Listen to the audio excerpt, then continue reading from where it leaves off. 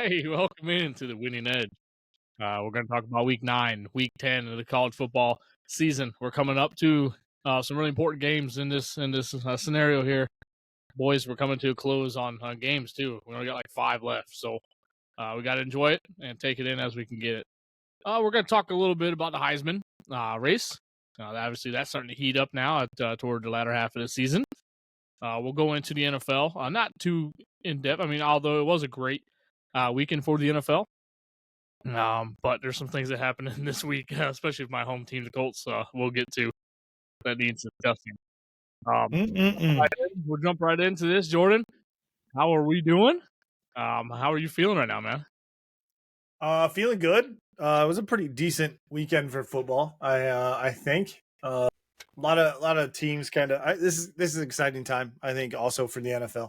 We're starting to get that separation that we talked about, right? Yeah. Not we're not saying who's good, who's elite, who's not, who's absolutely done for the year. Just trust me, the Giants are done for the year. So we're good with that. Danny Dimes did not look bad though last night. You know what? I'm sick of that. God. He tricked me for an entire season, so I don't want to hear it. All right, that's fair. But so that's how I feel about that. But I mean, I'm doing okay. I'm going to pass it over to Dan because I want to know how the heartbreak is going, how the absolute, how the just the difficult weekend that you possibly had as a Bears fan. And then obviously Illinois, we kind of had an idea, but I want to see how Dan's feeling. I don't even know what you're talking about. Denial. You got a new team already? No, I was a quiet, normal weekend last weekend. It was nice to take a weekend off sports, not really have to pay attention. Get out of town.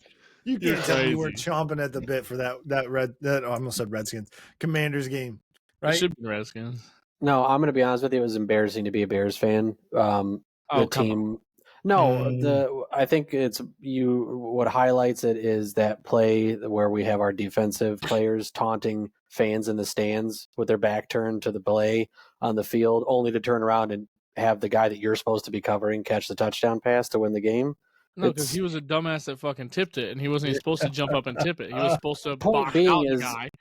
We're busy. We have no room to be trash talking and taunting fans in the stands in a game like that. Like it's undisciplined. So it's just I don't know if it's a lack of discipline or whatever. But like again, I just reiterates my point. Like, how do you have that disconnect? You know, a couple weeks ago, it was like mutiny against the coaching staff for not doing things, and then we're to that point. Like we have no room to be to that point. He's an idiot. But anyways, yeah. I just think that the game was just they came out of the bye week kind of like they did at the start of the season. It was like there was a complete disconnect on the team. I don't know. Illinois, I don't even want to talk about it. I don't want to talk about it. That's not that big of a deal. I mean, it's we got hosed. Team in the country. We got hosed. I could go to the very first offensive drive where they gave Luke Altmaier, it was a face mask, and then they said, well, it doesn't matter because he intentionally grounded it. We got hosed by the refs in Eugene, okay? Score would have been You went from I don't want to talk about it to I have every excuse in the book lined up. I'm just saying this. The score would have been reversed if we would have had fair officiating. Okay. Oh my god. No, it was another rough performance for them. I mean, I didn't like I said being realistic. I knew they were going to face some challenges, but it was their offense was stagnant again, and their defense really kind of buckled. Yeah. Well, I'd say so. Let me ask you: is that oh man, I'm kind of shocked, or is it okay? Illinois is not bad because this is it's a good year. Like it's not a bad year. Don't get me wrong. So like, do you feel like this is them showing okay, pull it back? Pull it back to realistic. We want to see this is what we should be at instead of getting people excited and overhyped for the not I want to say the future because it's bright, but like of what this season has probably turned out to be better than what most probably expected. Yeah, it's turned out better than we expected. For me, the hard part is like, I look back to like, okay, the Penn State game, we had a small window there, right, and then let it go quickly. Yeah, the first half. We didn't even give ourselves a window in this one, so it's just like, you know what I mean? Like, I know it's Oregon, I know they're number one, but it's like, it just makes me hope that like they learn from these things, because they also came off a really stagnated performance the week before, right? Like offensively, like I just hope it's hard to tell because of the opponent they played this week. Like, is there some regression right on the offensive side of the ball? It's not a great way to gauge it because again, they would have had to have played perfect, right, for them to have that chance, and so that's a big ask. Again, I mean, overall, like let's say I'm happy. They have a really good chance of potentially still winning out their schedule and finishing with only 2 losses. Yeah, dude, 10 which and is 2. great That's a good year. for me. Like I'm trying to live in the moment of the year. Like I want to see everything go great because I've also been down this road before where I've been like, yeah, and then I'm like, look at the future coming, and then the very next year we're like 2 and whatever, and then another year 3 and whatever. I'll be happy to see consistency, but I've been living a little bit in the moment of it because it's few and far between. Gotcha. Yeah. I'm on the plus side, tickets are whole... $16 for the next game if you guys want to go. Like, yeah, I'm a little upset with the whole, I don't know, the attitude of Illinois. Like they came in that game already knowing they were going to be beaten, and it was showing. I mean, obviously, like that's number 1 team in the nation. You need to go in there and rough that shit up and think and have some hope that you're going to win the game. Now they had no hope, and that you can see from the beginning it was just dragging ass. Like they didn't want to be there. It was a long flight, long trip out west, and it just you can show. Like I expected more out of the Illinois team, obviously being ranked in the top 25. Going to Eugene, I figured that would have been a good chance for them to show what they really, really have. Kind of like what they did to Penn State in the first quarter or first half of that ball game when they played. So I don't know. It's a little lackluster performance, and hopefully you guys can keep it going. It looks like there's not a lot of respect going for the Illinois, even though they kept them in the top 25. They're giving Minnesota 3 points on the road. You guys are playing at home. They're giving Minnesota 3 points. So that's tough right there. The other hard part is going through that game. They've got some injuries going, so they're missing their top 3 corners. Right, are gone, and they already were a little light on the defensive side of the ball with some injury issues. Like, so that's also not helping going into this week, I'm sure. Like with the thing, like not knowing the status of those guys. But I mean, the other thing was just to me like poor game planning. Like you can't rush. We don't have a dominant defensive line. You can't rush 3 on their quarterback on a 3rd down and give them 6 to 8 to 10 seconds to sit in the pocket and pick you apart. Right. Like we had to try to take. Clearly, they were trying to be risk averse, right? But like, what did that get you? It got your secondary absolutely torn apart. So it's like you have to a certain point take the risk and rush, stack the box and try to put some pressure on him. Yeah. So I don't think the game plan was thought out. As good as it could have been at a point too. That or that just shows how good the number 1 team in the nation is. I mean, I think it's a little bit of both, right? Honestly, I think it says more about who Oregon is versus what Illinois is. Yeah, honestly, that's just what you look at the recruiting classes. Like, I don't expect them to put pressure on Dylan Gabriel. Like, I don't expect him to do that. But it's tough. It's a tough scenario. Yeah. It's tough to go in there and battle out. But I mean, 10 and 2 is nothing to be upset about if that's how they finish out the year. Right. Yeah. So good for them. Jordan, Penn State coming off a win. It looked ugly at first, but then they kind of got things together. Obviously, your quarterback went out, so let's talk about that, man. How are you handling that, and what does they look like for this upcoming huge game? Let's talk into that as well. I mean, kind of keeping the trend for the entire year of just second half is a completely different ball game than the first half.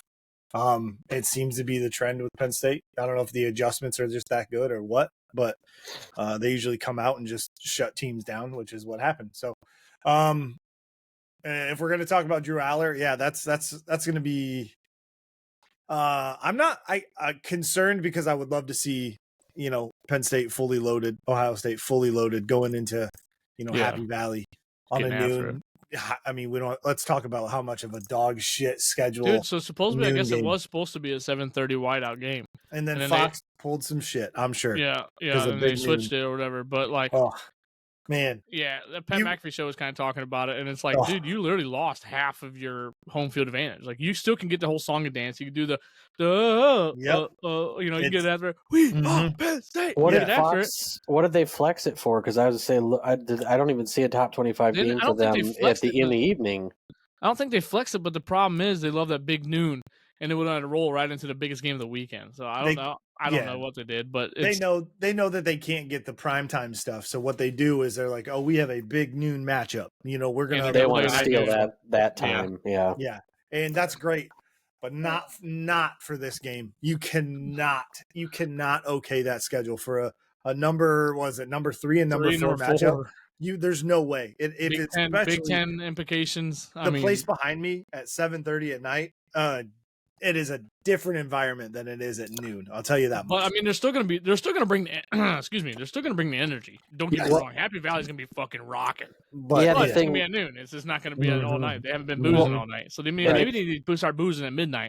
If you look at the top 25, the top 25 matchups we get in that time block instead are Texas A&M and South Carolina, Louisville versus Clemson, and Kentucky versus Tennessee. So tell me what they could have been worried about trying to compete against in terms of big matchups. You know what I mean? All eyes would have been on that. Like they could have easily made their money. It's a weird call to make. It's not like they would have been like, oh, Alabama Georgia's going on NBC. Let's see if we can salvage the rating, and move it. Right. Like you're not competing against anything that big. Yeah. So Jordan, I want to know about this quarterback. So talk with that and let us know. Do you have any updates on Drew Aller? Is he going to be good to go? I haven't seen any updates for Drew Aller. They've been kind of hush hush about it, from my understanding. But Bo he's an athletic quarterback. He's a little bit different. He can move the pocket. Drew Aller, he's an NFL pro style quarterback, right? Yeah. Ready to go. Going to be, he's 6'5", he's a big dude, kind of like Ben Roethlisberger was. But Bo he's more of this is a kind of a shout out to Trace McSorley and who he was. They're wearing the same number 9.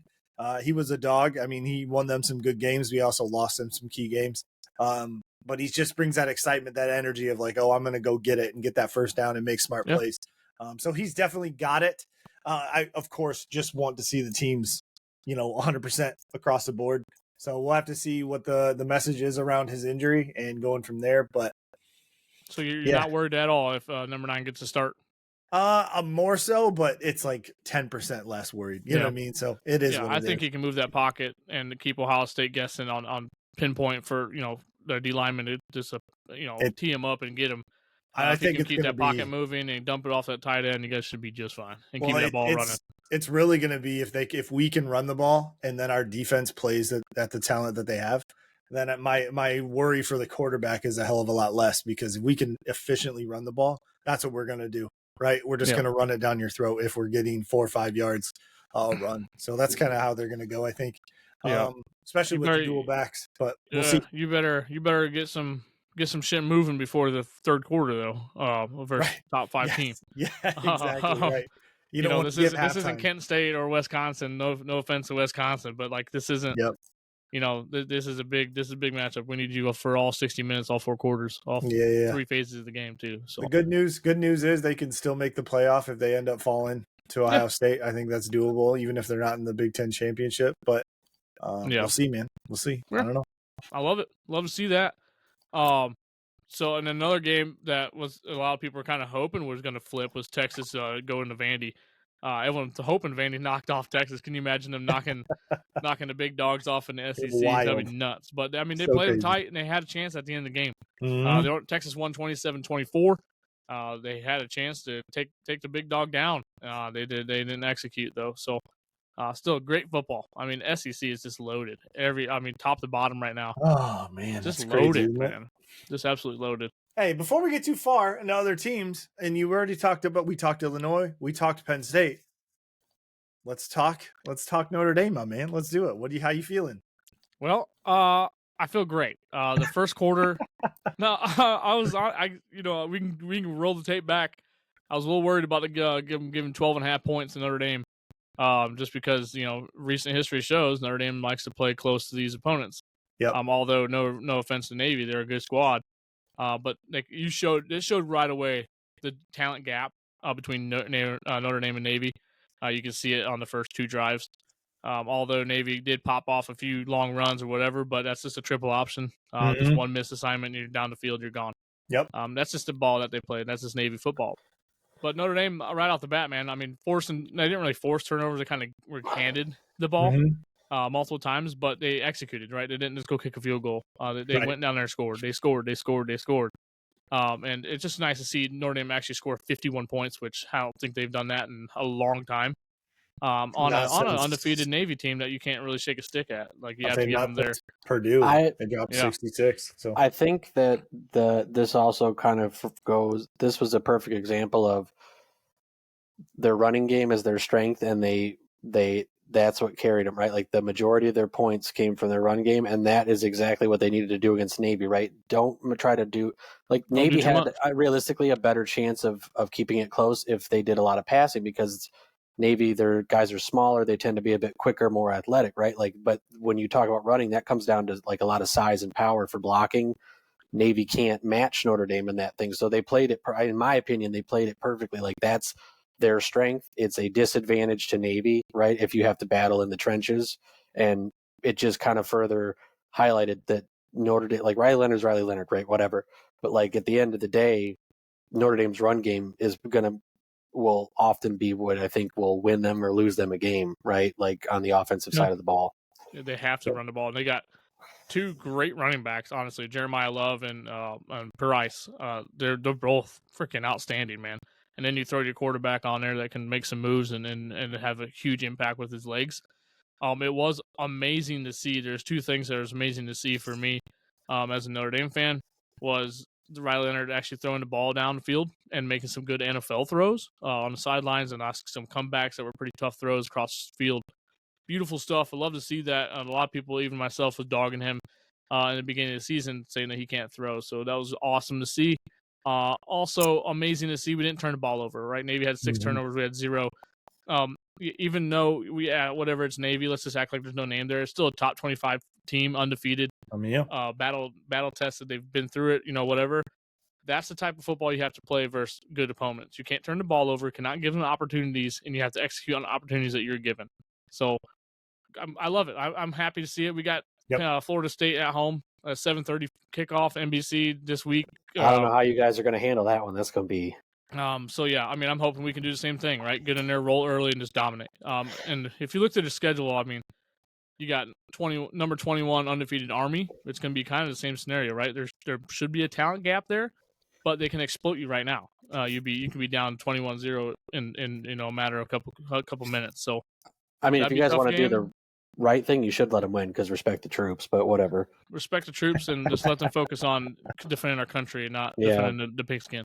The USC Trojans will be a tough game at USC. So there's some chances that we could not be in the playoffs, and there's some chances we could be. I've been seeing a lot of different graphics here and there about playoffs and who's going to make it and all this stuff. So only way to make it right now, Notre Dame, continue dominating your opponent, scoring high points, and show them that you're worthy of actually being there. Or join a conference.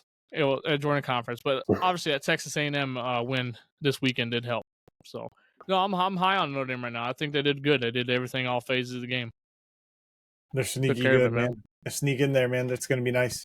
Yeah, it'll be cool. I mean, if we sneak in, we'll probably play like a Texas or Alabama, which would be tough, but at least we'll be there at that point.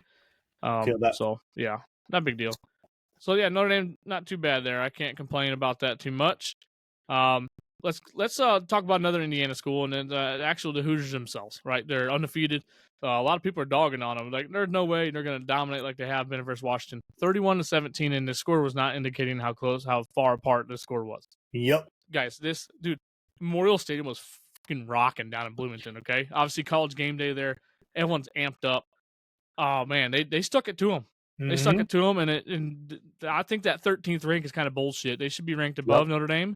I think they need to be in the top 10 in the country right put some respect on their name, man. That's last week's ranking. Sorry, I'm looking at last week's schedule. Well, they definitely, I think, should be above like Clemson, who's got a loss. I definitely think that you could argue they could be above Notre Dame.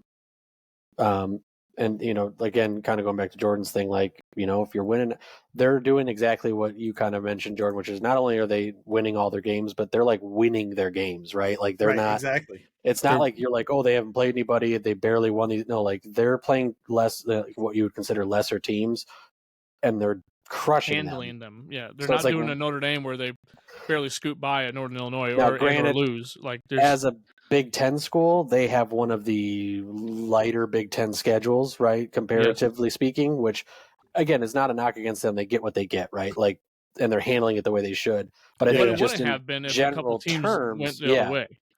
like in general terms, that's probably the only thing working against them right now, really. And I think that they will be an exciting game when they play Ohio State in a couple weeks. Yeah. That's going to be nuts. Yeah, man. I'm picturing a world where Penn State beats Ohio State, Indiana comes in, beats Ohio State, and like they drop out of playoffs. Things get fucking interesting. You know what I mean? Illinois, for some reason, plays Ohio State randomly. Right, We'll beat them too. But like things get crazy at that point. Yeah. But like I was also thinking for IU, you said it's more of a light schedule for them as a Big Ten. But if you think about it, every other year in the past has been they're part of the light schedule, right? You know what I mean? Yeah. They used to be those teams that you're like, oh, hey, this is going to be a light schedule for us. This is a light week. We don't have to worry about it. But they're not that this year. Yeah. Light schedule or not, they were fucking 3-9 last year. Right. I just think too, like if you put them, like give them Illinois schedule right this year. If they were doing what they're doing against that Illinois schedule, they'd be in the top 5, right? Like I think that's just what I mean. Is like that's just the way, like you said, it shook out some of the people that would have earlier in the season, right, been higher. I say that higher quality wins, right, quote unquote, for them. Like that's I think the reason that they're down as low as they are is you just have that weird. The coaches pulling people, whatever, their whole weird bias of the fact that, oh, you know, you haven't played whatever, well, which is not in their control, right? Like, but look at the points for and look at the points against. And that's my point. Is like they're right now, like they're playing D1 schedule. Yeah, they're getting credit for that, but I don't think they're getting the full credit that they should for that. Notre Dame has an easier schedule than IU does right now, across the board. Mm-hmm. They got a better chance of making the playoffs too. IU does. The last thing I saw.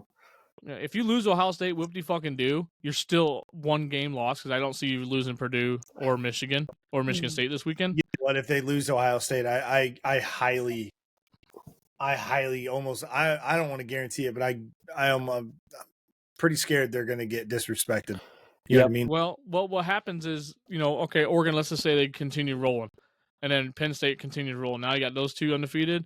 That's great, but the next best team right there would be IU at one loss, and Ohio State would have 2. I think, Jordan, to your point, what'll really be the kind of help is going to decide that is between now and Ohio State, where do they jump up, right? If they continue to win in the rank, like how high do they get? Because you're right, it's sad they shouldn't have to, but like they basically need to get up like right in the top 10 or knocking on the edge of the top 5 to essentially give themselves enough of a cushion where if they do lose, they still theoretically hopefully don't fall. Yeah, they're going to be Florida State because they're going to get. As Jay said, people are going to go, oh, that's their one tough opponent. That you can already see how it's going to be explained, whether it's fair, accurate, or not. Yeah, they're laying it out on the AB Top 25 every week, like Dan said. Like they're laying it out the groundwork of what's going to be happening, and obviously keeping them mid-tier and they're undefeated. Like, all right, come on. But then again, too, the coaches poll, the people know that nothing of that matters when the college football, playoff committee. When the committee gets together. They're what matters. Whether we all like it, agree with it, whatever. Like ultimately, they're going to be the ones that really have the say in things. Yeah. All right. I like it. I can get down on some IU talk. Indiana football. Hey, we are basketball state, but I think we're turning football. We've got great recruits in high school playing football, going to some good teams around the area. Mm-hmm. So. Watch out! We might be some.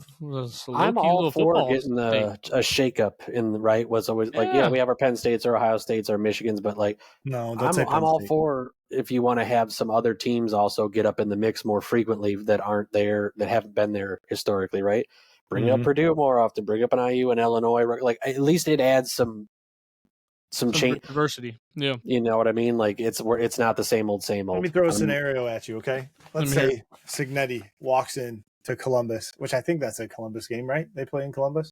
Yeah, they're at Ohio State. At Ohio State, they walk in there November 23rd, and they wax them by 14.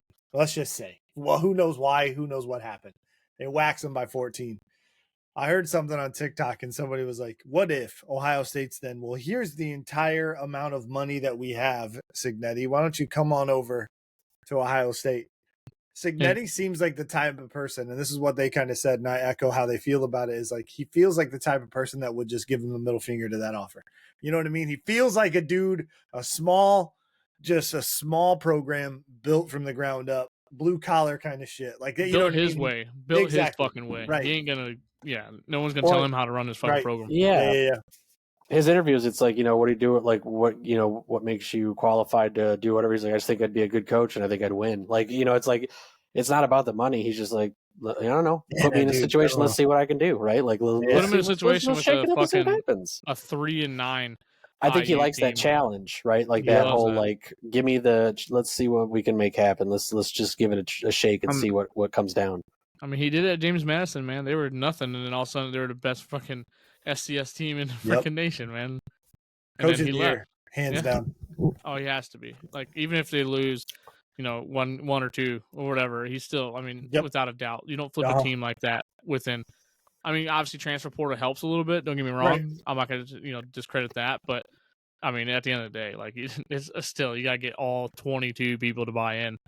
And more. So good for him, man. Cincinnati, I can get behind you, bro. Well, and yeah, it's like, what also is he seeing, or what is he doing that these people that other schools said, like, okay, they're mid, everybody else pegged a lot of these players at a certain level, and he's getting them to perform at a completely different level. So it's like he's doing something, right? Like transfer portal, no transfer portal. He's able to take people and that everybody else would say is here, and have them come out looking like they're here. So I love it. Hell yeah.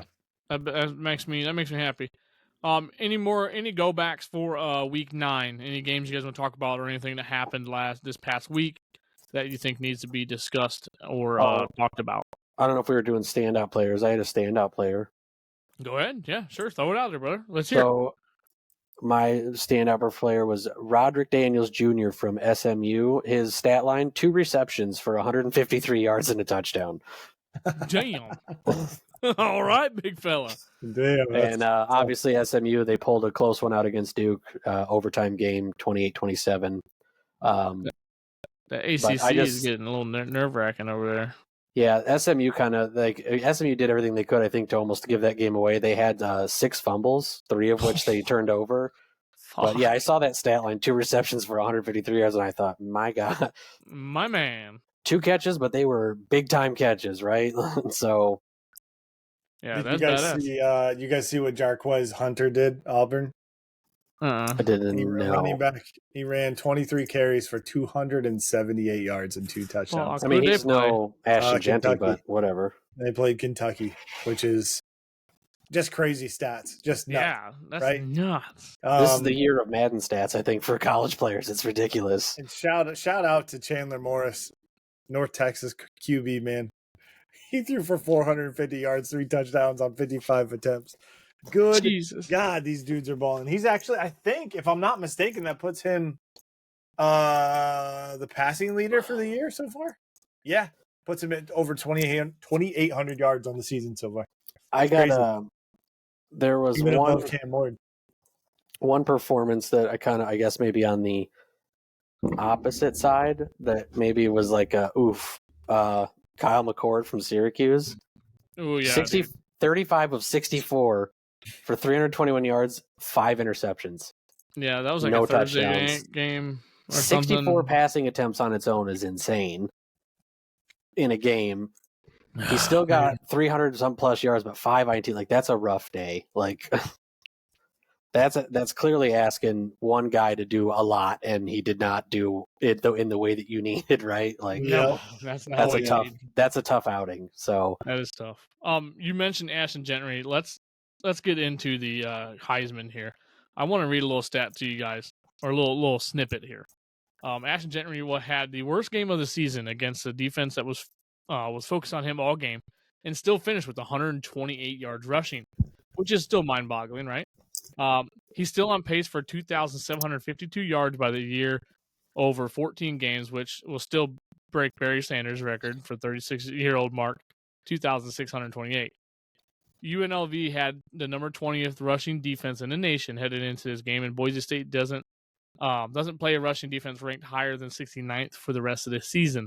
So pretty much he's on pace to absolutely demolish this record. Obviously, if he stays healthy and all that fun stuff. People were talking kind of crap like, "Oh man, Gentry didn't go off." He's not going to go off every game, right? It's not. That's a hell of a thing to expect. And then they go in there and talk about like UNLV. That's the only thing they knew they had to stop. was Gentry, and they still couldn't, especially at the last drive of the game where he punched one in the end zone to fucking win the game. It's like, hey, suck it, man. So Well, I love watching him go, and it makes me mad that they have the on-3 guys have him second on the Heisman list.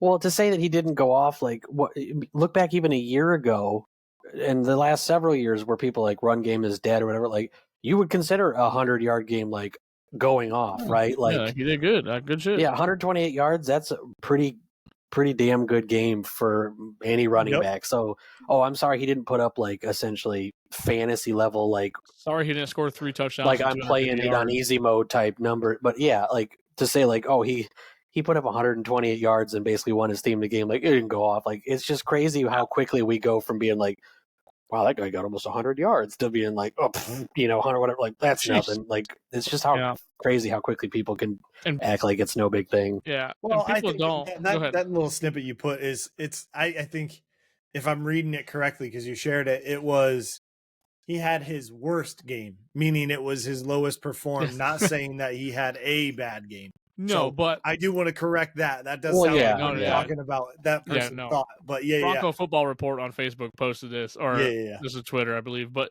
they posted this. They're not dogging on him. They were just saying like, hey, look, like, that was his worst game, and he still had 120 yards. His worst game is some people's career best games. Yeah, like it's nuts. But and Boise State, you still gotta think. I mean, they're not a Power 5 team by any chance. They're not in a huge conference. They're in Mountain West, for God's sakes. Like they're not going to play the teams like, oh, they're not playing Alabama or nothing. But to them, this is kind of like their Alabama and UNLV. They're 6-1, man. This is for the Mountain West right here. This it's game. The same thing as we said for IU. Yeah, to see him perform that level and that kind of and their actual group play, I would say. It just shows that he's a real deal. Like, he's going to be in the NFL and he's gonna have a great career going forward. So that's just my take on Ashton Gentry. I mean, I'm a little homer because I do love Boise State. So it's kind of awesome to see Boise State's logo everywhere and everyone's talking about them. So that's awesome. But yeah, that's kind of my take on it. But the on-3 Heisman Week 10 poll I posted in the Discord for us. Travis Hunter's number 1. And I just want to know what you guys' thoughts are on that. I'm so beyond over that group. Like, I get it. He's doing dual sides of the ball or whatever. But as I told you, I don't know. And it's probably just a personal thing. Like, I'm not that big on him, right? Like, I think that, okay, he's he's doing whatever. Are they going to win? Are they going to even make the college football playoff? Probably not. Hey, I mean, if they win, they have a chance to win the Big 12 and get an automatic bid, dude. I don't know. I just am happy that we don't hear. All I know is we don't hear a ton about that team compared to last year, right? And I'd like to keep it that way. Like I've been enjoying the season without it. I don't know. I think Travis Hunter at 1 is not disrespectful, but I think GT's got to be number 1, just out of the pure consistency that he provides, right? And almost above. It's a way above average. Insane numbers week to week, it seems. So I don't like Travis Hunter up there. I do think he's an absolute stud. I did not like his response to saying, "Oh, how many times have he rushed the ball? Oh, he's had 90 touches, and I've had, imagine if I had 90 receptions." Well, then get him. You know what I mean? Then get open. Like that's a terrible take, in my opinion. One thing speaking of this list, so yeah, Travis Hunter I would move down above, or I would put him below Cam Ward. Put him at 3. Put GT at 1 and put Cam Ward at 2. Ward 2. That's just my thing. You know who I would take off that list is fucking Riley Leonard. That's who I'd take off that list. I was gonna get I was surprised to see that. Like that's crazy. The reason why he's up there because he leads all quarterbacks in rushing touchdowns. Right. So like, and he's getting huge yards like that Bryson kid, the Bryson Daly deal. Like their stats are identical, and they run a literally triple option offense. And Notre Dame is expecting Riley to still pass, unlike Bryson is. So it's just like that. He's up there for that. But then even under that, I mean, Cabe. Like I know they're was it whatever in 1, 6-1, 7-1, whatever it was. Yeah. But like, come on now. Like, what are we doing? Like, I think there's a lot better teams. I mean, hell, that young kid from Alabama, that receiver. Why is he on here? Jeremiah Smith is. They're playing the same level. It's like Yeah. there's these bottom three. Like I get it, but still at the same time, like Man. come on. Dude, that's why. How dare you take off Tyler Warren from 1 week after the next? You're like, you know what, Right. Tyler Warren getting taken off.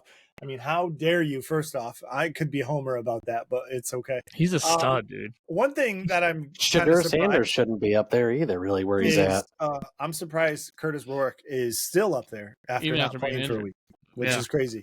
But It must be real he's a high huge on him. reason of why Indiana is doing what they're doing. So that might Oh, be for sure. It's just got that kind of that back. Yeah.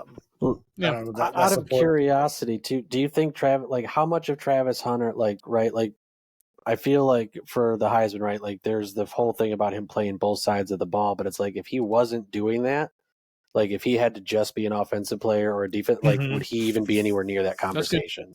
That's like, a good how point. much of it is because people are just buying into the, he plays both sides of the ball? You know, yes, he's doing that, but it's like that doesn't necessarily always mean that that's a good thing. You know what I mean? Or like that makes him better. Where it's just there's more stats to look at, right? Like Genty, like okay, we could argue. He says, well, if I had 90 receptions, we have no idea how Ashton Genty would do if he was out there trying to get tackles. You know what I mean? Right. He could be dominating that too. Like it's a hollow argument. But I feel like sometimes that kind of is playing a little bit too much into where he falls on that. Like, yeah, I mean, I like that take actually because you're right. You know, it's how far or where would he be right now, like as a receiver stats and or a DB, right? DB most likely he's not going to be on the Heisman list, but a receiver, you know, whatever maybe. I don't know his stats off the back of my hand. I don't really pay attention to that too much. I do want to say he is 15th when it comes to passes defended. And as a DB, so like no, he would be a first round draft pick no matter what, and even if he was just a cornerback, like he'd be an outstanding draft pick. Just kind of crazy that we've never seen this kind of thing before, right? Because then he is also on the offensive side when you come to receivers.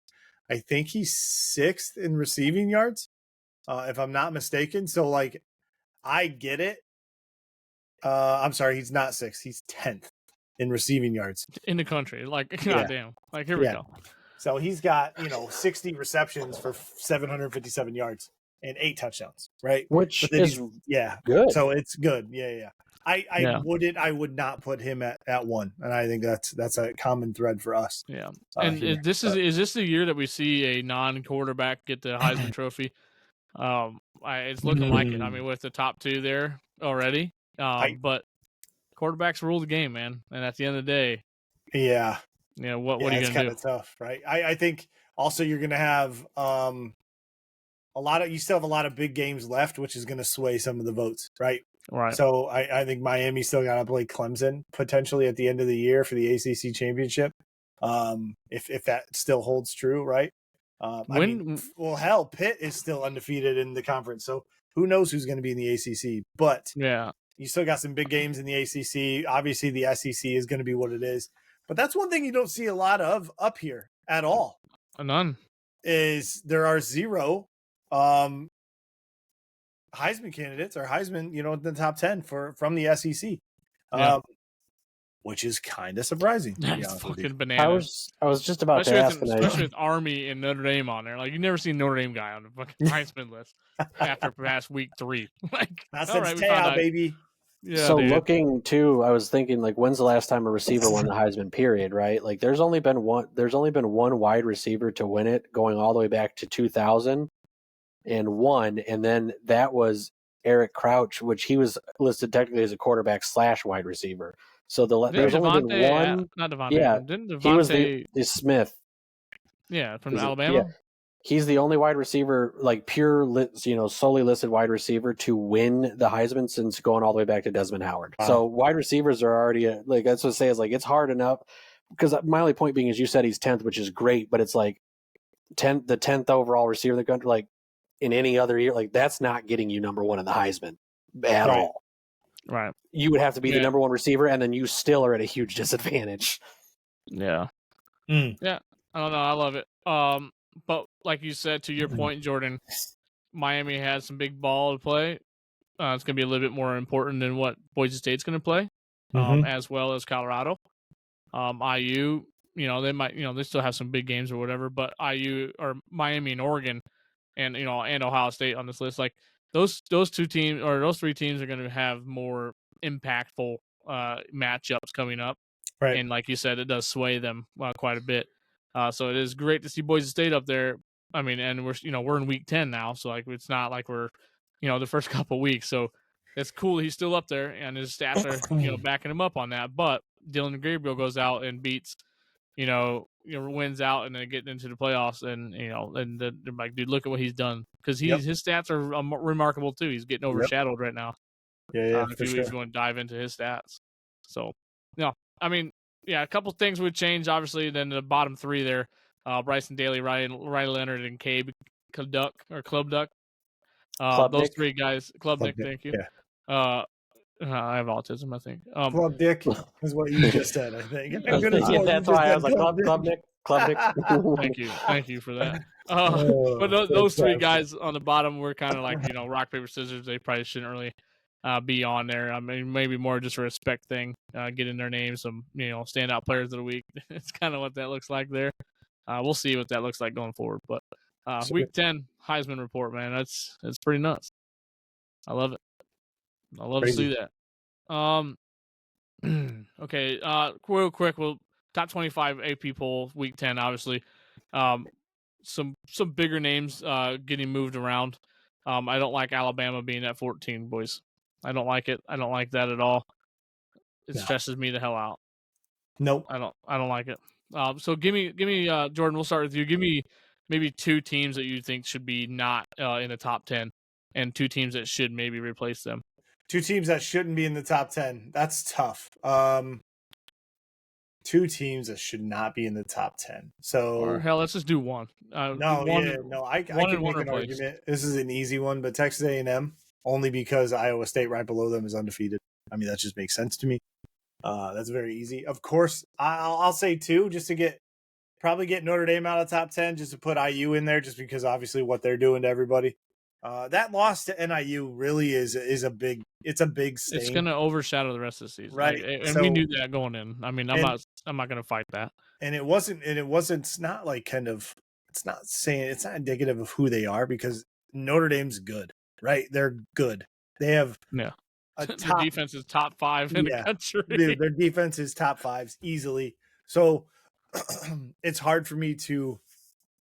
But that's also, I think they're in a fantastic position. They win out, no concerns, no issues. They're going to be in the playoff.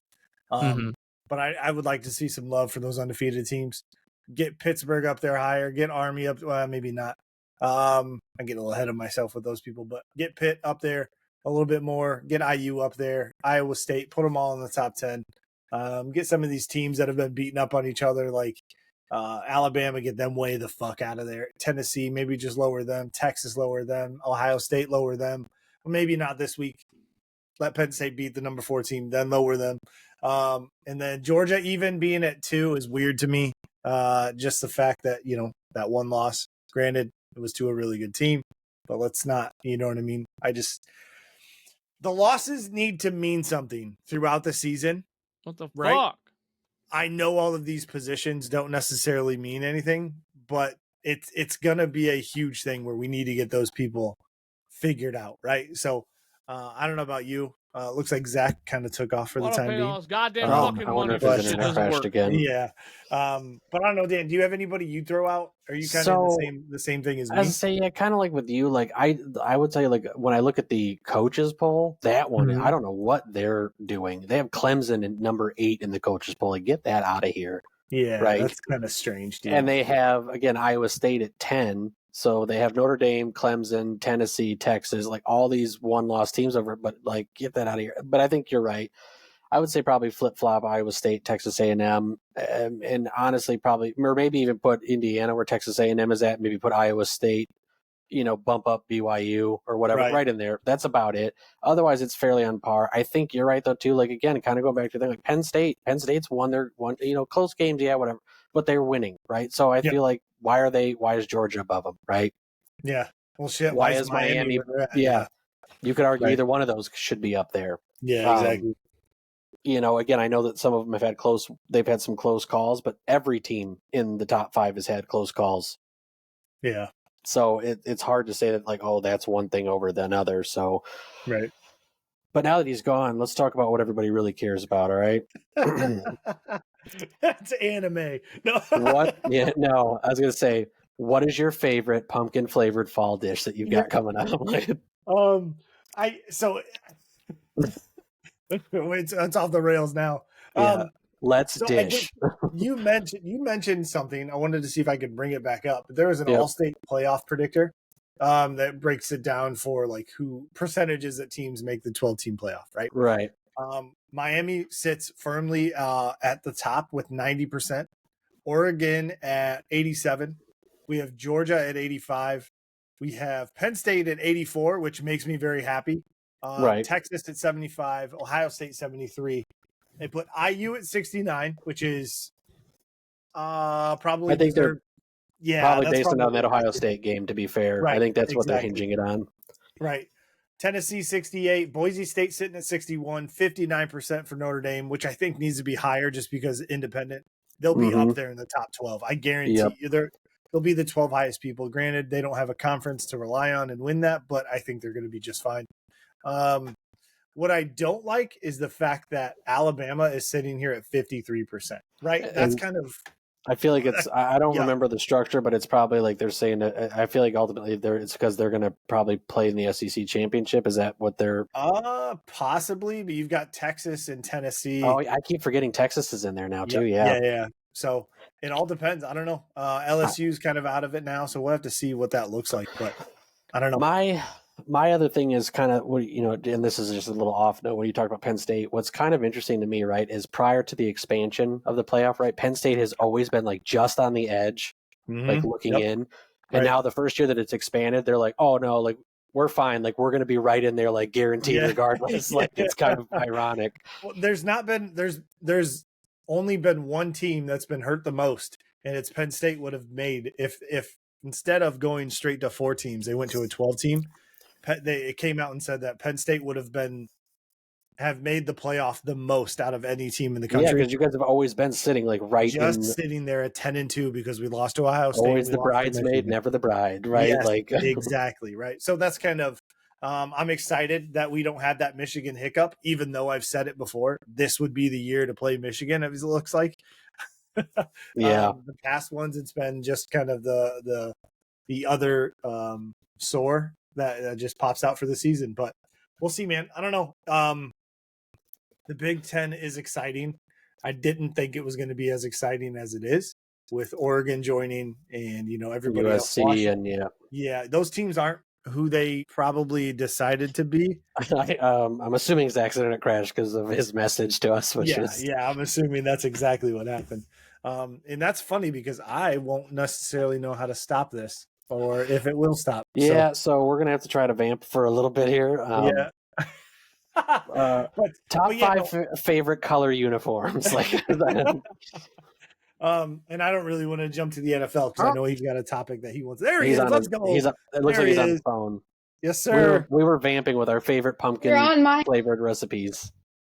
There's his beautiful wife. What the hell? Hello, sir. What's going on, boys? Hey, man, we're just technology. I see it. I love it. Yeah, I love spending all this fucking money on all this internet. That's so much fun. Xfinity, I hope you get to sponsor this. That'd be fucking sweet. How are you guys doing? You guys still doing it, or what's going on? No, we're still vibing. We're just kind of filling in the gap. I don't know if you know this about Xfinity, but they're going to be like, "Oh, we're super sorry. We don't care. Yeah. Oh, we got your money." But I won't do what they really do, which is, Yep. We're sorry. Well, this is some horse shit. I guess I'll just finish this on the phone real quick. But here we go, boys. Hey, we're still in here. I just joined in. There we go. We go with the flow. We realized we didn't think we'd actually know how to stop this, so we're glad you're back. Yeah, no, we're good. I'm just gonna have to restart my computer while we're talking, and then we just kind of continue rolling, I guess. Yeah. So we just covered. We did the percentages. All states got a playoff predictor for the college football playoff. Here we go. So we went through some of those. I will hit those back up 1 second here. So I just went through the top 12, if you will. So it's got Miami at 90%, Oregon at 87%, Georgia at 85%, Penn State sitting at 84%, Texas at 75%, Ohio State at 73%, IU at 69, Tennessee at 68, Boise State sitting at 61, Wow. Notre Dame at 59%, BYU at 57%, and the one that I don't like is Alabama sitting there at 53. So that's what we were talking about, how that's just kind of, we'll see what happens. But I was happy Penn State being there at 84%. I think even the loss to Ohio State kind of and win out will still get them in there. So I think it's looking pretty good. I agree with that. Yeah, Dude, I can see that happening, and I don't like Notre Dame being at the 59, like you said, at Illinois. Northern Illinois, right before my great Xfinity internet fucking took a shit on me there. Yeah. That obviously that loss is still going to haunt us no matter what we do. So we have to win out. We have no choice. IU being up there, that's fucking sweet for the Indiana Hoosiers, man. Can you imagine Bloomington going into a playoff game? They'll probably be on the road, but still, that'd be freaking awesome. Yeah. So we didn't want to jump to the NFL without you because we know there's a very hot topic that is near and dear to your heart. So before we jump into that, I did just want to share with you, Zach, if you go to Xfinity's website, on the very front homepage, the first thing it says is the world at your fingertips and a solid connection. So I think the problem is clearly. I think apparently they're I think they're trying to say the problem is you. Well, why my computer is tweaking out. And honestly, it might not be Xfinity because I looked at the thing and it says there's no outages. So we'll see. So I've been having issues with this PC with the internet, the no shit. Ethernet cord or cable port or whatever. So what I do while sitting the hole that the thing goes in. Yeah, the whole thing. Yep. We got. I went and bought me a Wi-Fi adapter because this PC is cheaper than fuck. It doesn't have a Wi-Fi addition, so I would have had a backup right there, but no. So you know what? We'll be more prepared for next week, boys. Don't worry.